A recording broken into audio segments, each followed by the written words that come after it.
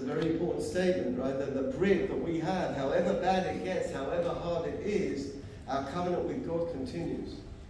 Hayom Hazeh, this day Shabbat. That's what Shabbat represents. It's a special day. It's not really for eating and sleeping. Shabbat is a day for spiritual motivation, for building. It's one day in the week where your phone is off, your television is off, your email is off, everything's off. And you've got time to stop and think. So Hayom Hazeh, that's what Netivot Shalom says. V'shamu b'nei zeh Shabbat, la'asot Shabbat lo'otam berit olam. It's a covenant. Hayom Hazeh, you should know. Not what Rashi says. They're not mutually exclusive, right? But not what Rashi says, that Hayom Hazeh is it should be new every day. Not like Rav Hirsch says that you're a people before you enter the country, but a different statement. Hayom Hazeh is Shabbat. Shabbat defines the Jewish people. As Achad Ha'am once said, right, more than the Jewish people have kept Shabbat, Shabbat has kept the Jewish people. Every Shabbat there is a new covenant between God and the Jewish people. And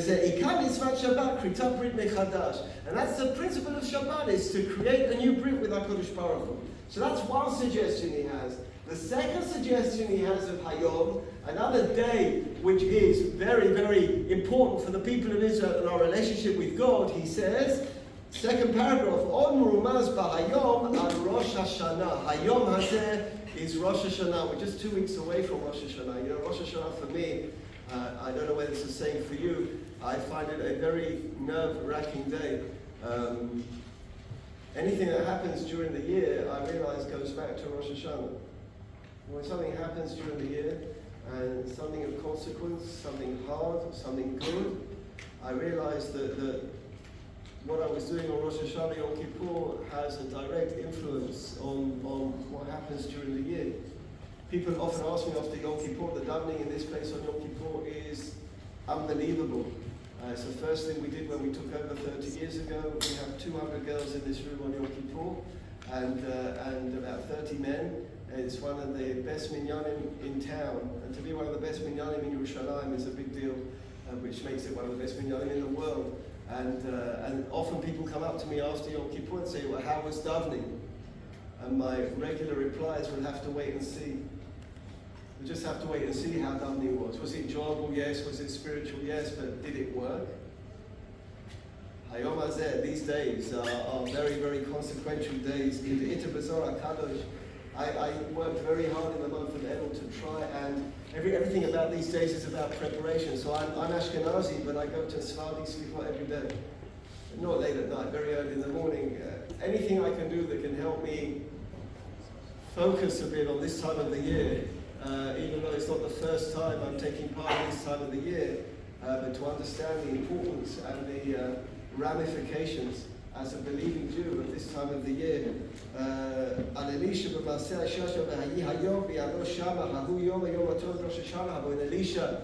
brought back to life this woman's child who had died, it was Hayom Hazeh, it was on Rosh Hashanah. This is the day you can speak to God. Rosh Hashanah is a day, you know what the Baal HaTanya said about the month of Elul. HaMelech Basadeh, God is in the field.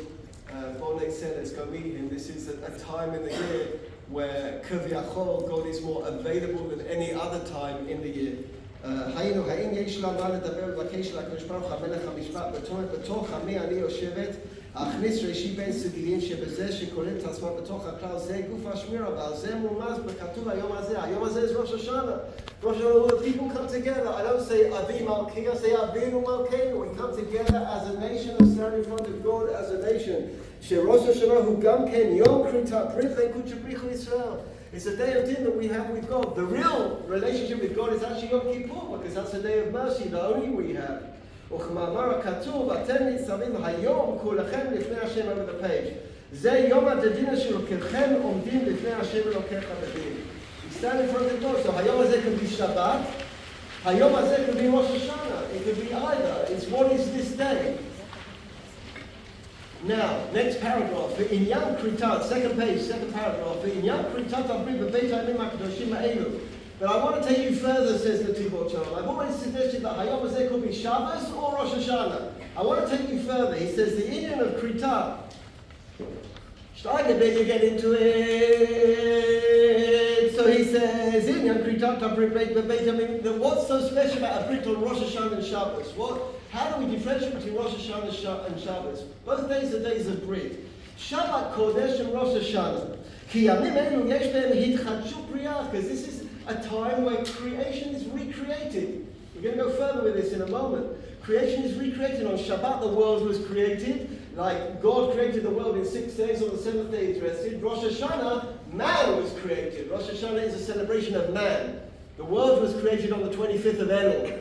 Man was created on Rosh Hashanah, right? We don't celebrate the creation of the world, because the world without man doesn't have much purpose. We celebrate on Rosh Hashanah the creation of man, because that's when we were created. That is the 6th day of creation. There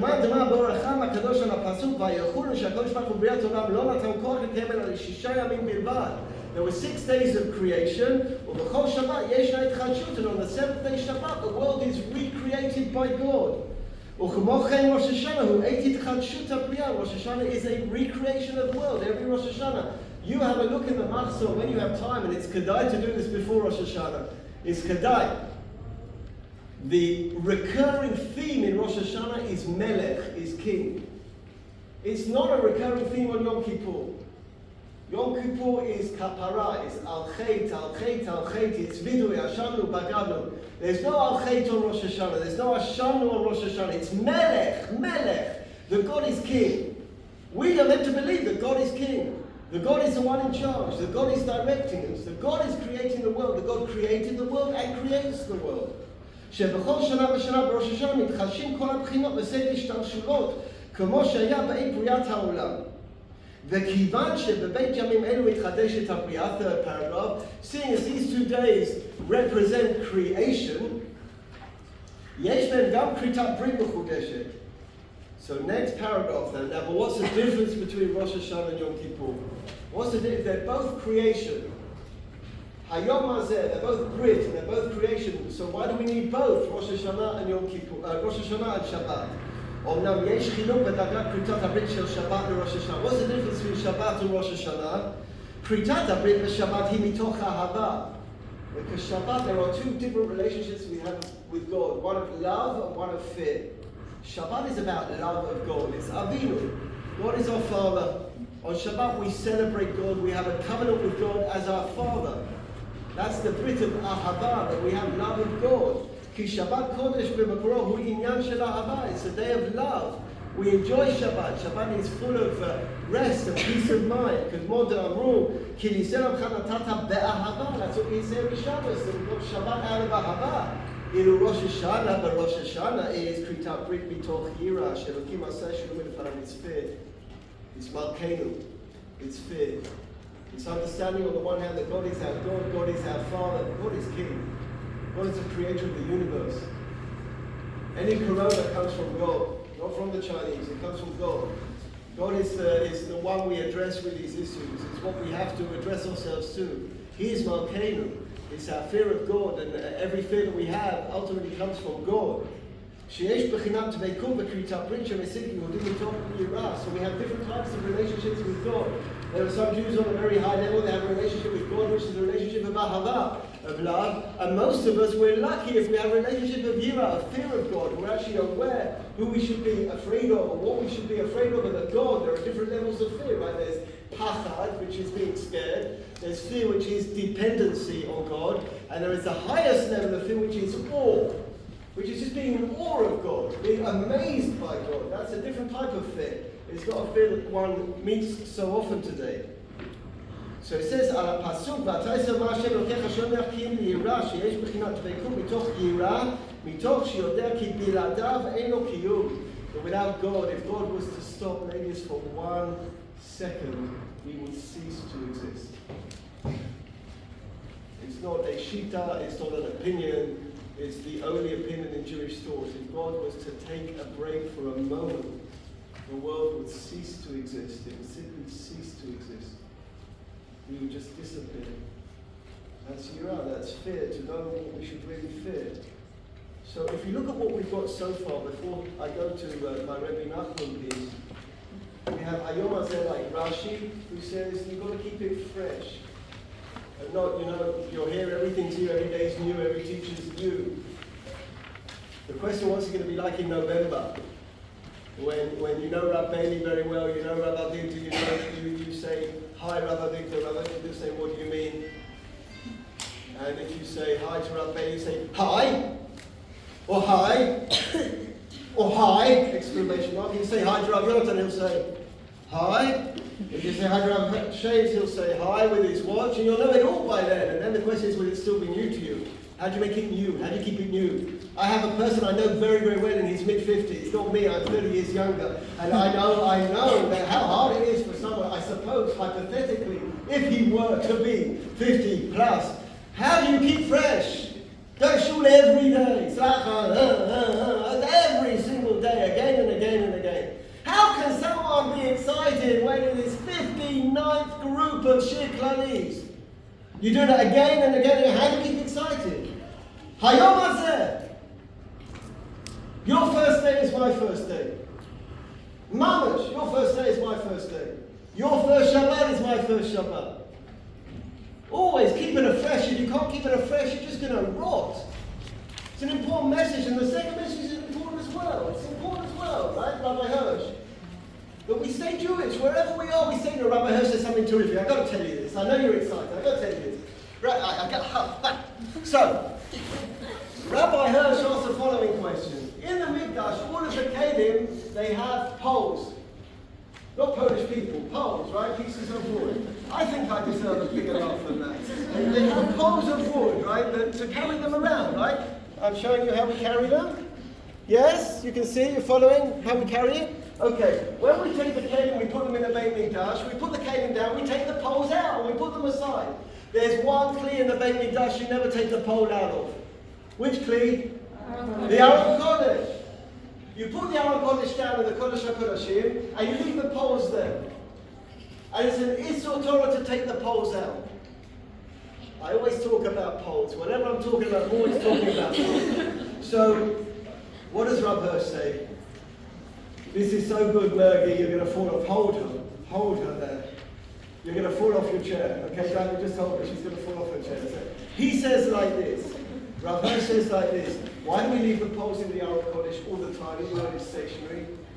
Because the Torah goes with you everywhere. It's so beautiful. The poles are always in the Aron Kodesh, because the Aron Kodesh, you could be in camp, you could be in university, you could be NYU, you could be in Birmingham, you could be in Leeds, you could be in Bits, burning tires and shedding electricity. you could be in Monash, in somewhere in Melbourne. But the Torah goes with you everywhere. I got this little bag. You didn't see me coming. This little bag that Jeremy gave me about 30 years ago. His dad used to own a suitcase company. I've still got it. Suitcase company just doesn't exist anymore, I don't think. And this little bag is my Aron Kodesh. Wherever I go, it's full of smarim. Elal don't know this. Because it's a tiny bag. It's like this big. So they think it weighs nothing. It weighs about 30 kilo. Wherever I go, I just hope they're not going to weigh. They look at it, it's nothing. Nothing. Good. I get on the plane, I open up a base midrash on the plane. I open it up, I take out my goods, place it on the goods. I get a podium, I take 2 seats on the bus. 1 seat, I've got my base midrash. Wherever we go away, I open up a base midrash. Torah goes with you everywhere. It goes with you everywhere. Even if you've got those things you stick in your ears, that means you can't hear anyone. You can have Torah coming through your ears, not Justin and Haley. You can have Torah coming through your ears, going right to your soul, instead of Drakey and people like that. Just Torah coming through. It goes with you everywhere you go. It's a beautiful Rav Hirsch. You've got it. Ladies, I know. So you're probably whispering to each other. After that, Rav Hirsch, I just can't go anywhere tonight. I'm just going to have to sit and think about it. I know. Okay, so I'll make sure the baby Josh is open with the air conditioning. You say, what, I'm going to have peace after that? No. What am I going to do? This is nothing compared to Rebbe Nachman. Over the page to Rebbe Nachman. Now, you might have heard this story before. This is a story of Rebbe Nachman called Maaseh B'Bitachon. Actually, he might have done this with you, but he did it in a different way if you did it, okay? I'm going to tell you a story, ladies. This is a really interesting story. Are we awake? Well, that doesn't sound like you're awake. I feel like I'm, what should we call it? A kind of pretend cemetery. Girls, let's have a bit of movement. Are we awake? Are we awake? Yeah. Good, we're Okay, so listen to the story. At 6:30 I turn into a pumpkin, okay? So it's no worries. At 6:30 the base medrash is open and it's all okay. So you don't have to worry. It will be over by 6:30. Okay, everyone? It will be over by 6:30, okay? So, I know it's Kayla. So, following this story, and now, we're going to, one more approach to Hayom Hazeh. We also said Hayom Hazeh was Shabbos and Rosh Hashanah, okay? Now, one more. All of you, listen to this, okay? This is one heck of a story, okay? You've got to follow though. Are you ready? Melech Echad, there was a king.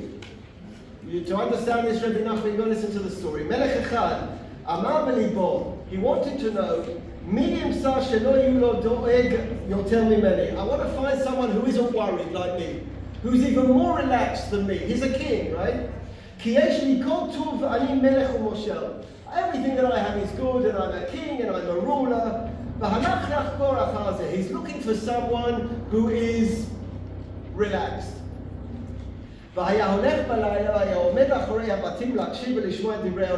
walk around at night and stand outside houses to listen to what people were talking about. And in most houses at night, mum and dad are very anxious about things that went on during the day. They're frustrated, they're venting, and so on and so forth. He would hear everyone's worried about this, worried about that, this happened, that happened, everyone's got sorrows. This one, his shop isn't working properly. Then he went to another house. And he needs something from the government. Each house he went to, everyone's got a problem. And then something very, very peculiar happened. There's so many interpretations to this story. I only want it for one interpretation. Don't look at the length, okay? I'll get through it, okay?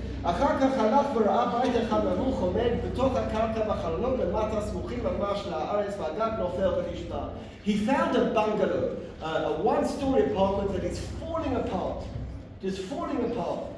And he looked through the window, he sees there's one person inside this apartment, he's playing the violin. And you had to listen very carefully to hear the violin. And he was very happy. This man is jumping around playing his violin. And he has a bowl and he has some drink there. And the drink was wine. And there was food on the table. And this man is very, very happy. He doesn't seem to be worried about anything at all. So the king knocks on the door. He's dressed up. He knocks at the door. And he asks, how are you? How are you doing? And he answers. And the king sees the drink on the table. The king drank with him together, as a loving friendship would be. And the king went to sleep in that house. And he saw this man is so relaxed. He is so okay. And the king was amazed, this guy hasn't got a worry. In the morning the king got up. And the man got up. And he walked. Are you okay? And he walked with the king. And the king asked the man, you'll miss the point. If you miss the story, you'll miss the point. It'll be a great show. Where'd you get what you get? Where'd you get what you get?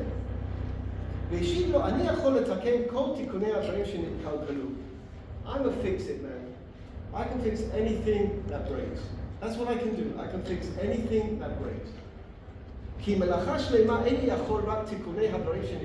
haven't got a specific profession, but I got this talent that when things break, I can fix them. I know how to fix things. ואני יוצא בבוקר ואני מתקן איזה דברים וכשאני מקבץ מזה איזה סך 5-6 סיבובים, אני קונה מכל אלה הדברים של אכילה ושתייה. It says, I get 5-6 coins a day, I buy the food for the day, and I'm done. I go home. That's it. I fix this, I fix that, I get 5-6 coins, I go home and I'm done. So the king is now entering a bit of an exercise. He says, I'm going to ruin it for him and see what happens. He says, I'm going to ruin it for him. So what does the king do? The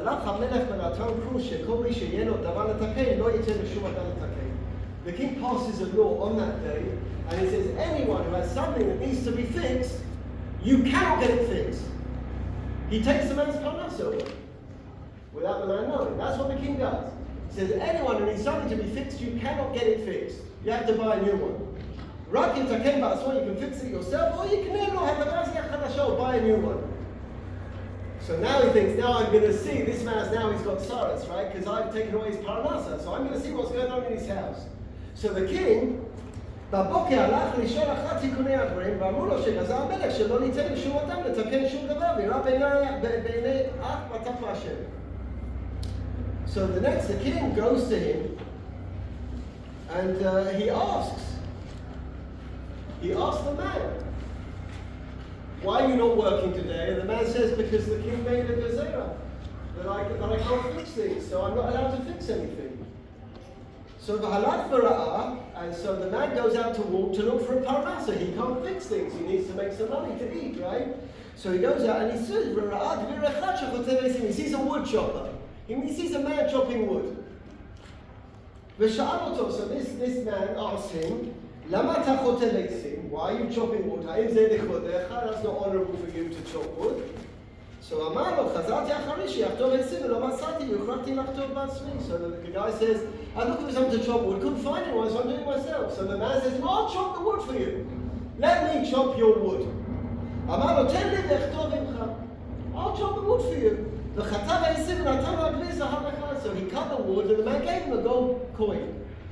Ra'ash said, Tov v'alach lachtov eisim. He spent the day, this man spent the day cutting people's wood. V'ayas sameach. And he was very happy because he made his 5 coins and he went home. And the king came that night thinking the man would be depressed because he's got no money, because he's not allowed to fix things. The man's got drink and food in front of him. How did you do that? The king goes into the house. I thought there was a gezerah. And the man was sameach ma'od. He's playing his violin and nothing happened. He got his 5 pieces of coin and he got his food, he got his drink, and shalom Yisrael. The king goes into his house again and says, what's going on? So the story was happening, the man explained, I cut wood now I cut wood because I can't fix things, so that's fine. The king went to sleep in the house like he did the night before. In the morning the man gets up with the king and they walk together. ושאל לו, מאין אתה לוקח זה? כי צריך להוציא עליו ממון. והשיב לו, דרכי לתקן כל דברים שנתקלקלו, ואחר כך גזר המלך שלא ליתן עוד לשום אדם לתקן, וחטפתי עשים. So the king said, how did you make money yesterday? He said, I chopped wood. So what did the king do? He went back to the palace and made a new gezerah that no one's allowed to chop wood. No one's allowed to chop wood and no one's allowed to fix anything. So that's what והלך המלך מאיתו ועזר שלא ניתן שום אדם לחתור עיסים. No one can chop wood. ויהי כאשר בא אל אדם לחתור עיסים והשיב לו. So the man wanted to come and chop wood and someone answered him שגזר המלך גזרתי שלא ניתן לשום אדם לחתור עיסים. The king said you can't chop wood. וירא בעיניו כי אין כסף. So now he thinks, well, what am I going to do? I can't fix things and I can't chop wood. So how am I going to make a living? אך פתח משה ביד faith in God. והלך וראה אחד מנקה הדיר. He saw someone cleaning a horse stable. ושאל אותו, מי אתה שתנקה הדיר? What's a person like you cleaning a horse stable? השיב לו, חזרתי ולא מצאתי מי שנקה לי, והוכרחתי לנקות בעצמי. I was looking for someone to clean my horse stable. I couldn't find anyone, so I'm doing it myself. אמר לו, תן לי ואני אנקה. I'll clean your horse stable. So that's what he did. He cleaned horse stables, he got a gold coin, went to another horse stable, got another gold coin, and he made his 5 pieces of gold, went home, bought drink, had food, started playing the violin again. Now the king comes round to his house, he thinks the guy's got to be finished now, right? Because he can't fix things, he can't cut wood. And the guy's playing his kinnor, and he's eating and drinking, and the king knocks on the door, and he says, what's going on? And the guy sits him down, and they drink and they eat, and the king sleeps. And the next morning, the man says he leads the king out of the house, and the king said, how did you make that money? So he says, well, you know, I used to fix things, but the king said I couldn't fix things.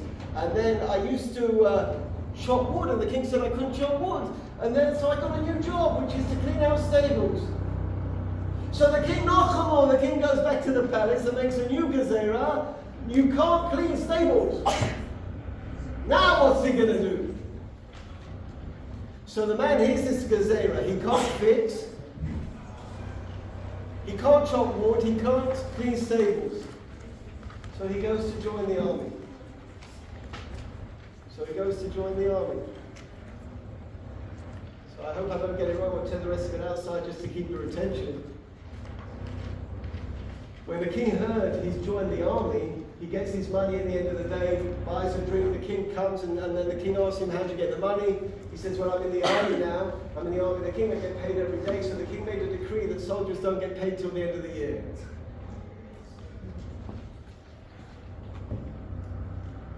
So what's he going to do now? So he's a very wise guy. So he takes his sword, which was in its sheath, and he cuts the silver off the sword, the blade, and he sells the blade. And he's got money for his meal and his drink. And the king comes at night, and he's eating and he's drinking.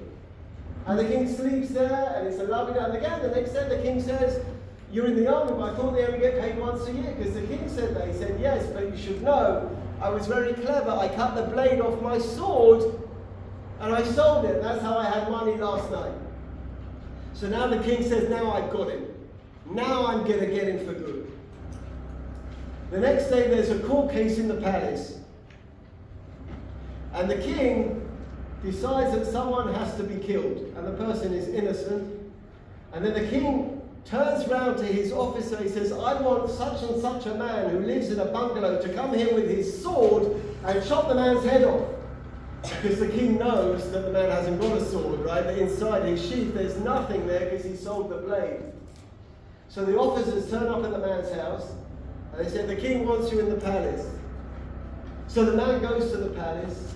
He's standing in front of the king, says, what can I do for your majesty as an officer of the army? And the king says to him, I want you to chop this man's head off. He's done something against the Malchus, to chop his head off. Now he knows he hasn't got a blade inside, right? He knows he pulls it out, it's empty. And Ochelei, right, he does this in front of the king. So he says to the king, your majesty, please choose another officer. I don't feel that I can do this. I feel the man is innocent. And the king says, who are you to question the king and the king's decrees? I'm telling you to chop his head off. And if not, you will pay with this for your life. So the man turns around to the king and he says, listen, I'm a believing person, your majesty. Let's do as follows. If I pull the sword out of its sheath and the sword disappears, then this man is innocent and we'll let him go free.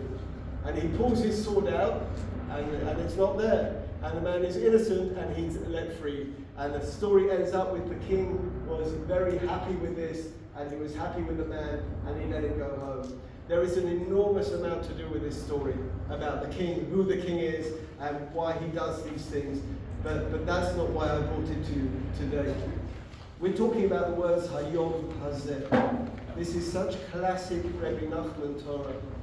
Rebbe Nachman said what was so unique about this person is he got up in the morning and the only thing he worried about was that day. He wasn't worried about tomorrow or the day after. He was worried about that day. He needs 5 gold coins today, and tomorrow he'll worry about the 5 gold coins tomorrow. Hayom, Hayom. It's about today. You know, something that occurs very often, and despite me saying what I'm saying, it will occur again this year. I imagine that many of you and MTA before you came spend a lot of time thinking about your time in Israel. And then a few months in Israel pass, and then you start thinking about next year. Some people start thinking about Sheikh Lumi, some people start thinking about university, something that, and then next year you start thinking about something else. Far be it from me to quote a non-Jewish singer, but I have to because they're the ones who said it. John Lennon said once, life is something that happens when you're busy making other plans. It's about today. Hayom Hazeh. What concerns me when I wake up in the morning, this is so important, this piece of Rabbi Nachman, is today. Is Hayom Hazeh. Is what am I going to do today? And tomorrow I'll worry about what I'm going to do tomorrow. If I spend today worrying about tomorrow, tomorrow worrying about the next day, what happens to my life? Where is my life? I have to wake up in the morning, I see what I have to do. This is the story of this man. He was happy, right? Now, if you and I were that person and there's a chazaka of a gezerah from the king, what would concern me is I've just got a new trade, the king's going to cancel it tomorrow. But he's not, he goes home, he plays the violin, he eats his food, drinks his drink, and gaman, finished. And then tomorrow I'll worry about tomorrow. He's happy, the man's happy, he's playing music. Because it's about Hayom. That's a tchuna, I think, but it's very different to Rashi, it's very different to Rabbah, it's very different to Tivon Shalom. Hayom Hazeh is about today. It's about today. Today is the day. You know, I was once in the Beit Midrash, and we get very excited when our parents come to visit. That's a good thing. That means you love your parents and you miss them, and that's a good thing too. But I saw a girl, she was on a calendar, she was crossing days. So I asked her, I said, what are you doing? So she said, I'm crossing days off until my parents come. And I said to her, never ever cross days off. Never. Never cross a day. Not an hour.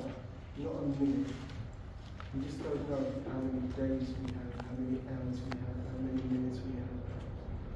It's not worthy of us. Hayom Hazeh, this day. Ladies, this is a gem. What a way to live a life. What a way to live a life, right? That I get up in the morning and what concerns me is what I'm doing today. Hayom Hazeh. And my whole Torah is this day. It's so important. The story is easy to follow. There's so much to do with the gezerah of the king, and the king is God, and how God is happy at the end, and the genius of the man. I want any of that. For our purposes, it's Hayom Hazeh. When I was running through this story came to me immediately. And I've mentioned other parshanim that I mentioned today here before. I've never brought this story in this context. It's so important. What a gift you have. If you've been here for half a year, you know by now what a treasure it is every day, every minute. You don't take anything for granted. Not a minute. Nothing. Not a minute. Not anything. Appreciate every minute we have. You just don't know. I want to tell you I have 7 minutes left according to my watch. So I want to tell you something that occurred to me.